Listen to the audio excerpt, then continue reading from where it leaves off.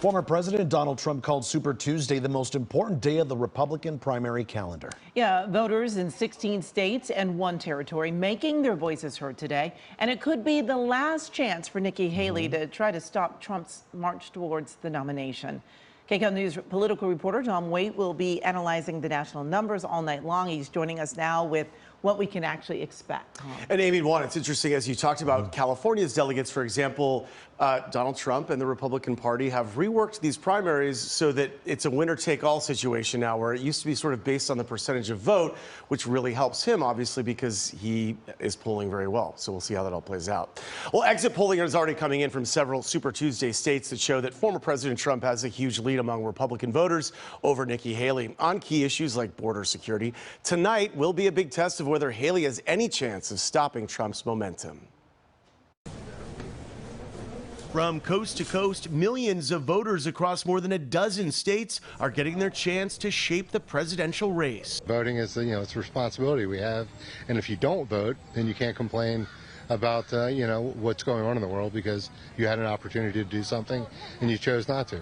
While more than 1/3 of delegates are up for grabs today, neither former President Donald Trump or President Biden can clinch the nomination, but it could solidify a likely rematch in November. I voted for Trump, and I think that he did better in 2020 than people thought, and I think he might do better this time around as well. I'm a big supporter of Joe Biden, President Biden, and I felt it was important to cast my vote to send a message that he's our commander-in-chief, and that I think he'll make a great president in the second term.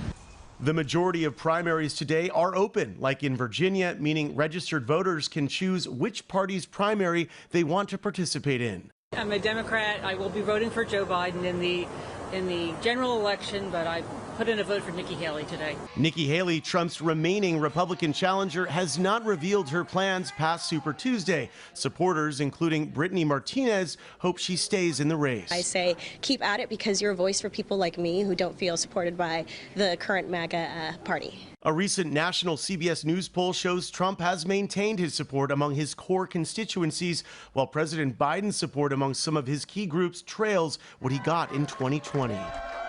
All right, so here's the delegate count right now. Trump with 276 delegates and Haley with 43. Remember, 1215 is the magic number. Neither candidate will get there tonight, but Trump can get pretty close if he sweeps. All of this is before the polls have closed in the East, so keep that in mind with those numbers. But you can see we're going to be keeping track of those all night long. Yeah, I know you will, Tom. Thanks so much.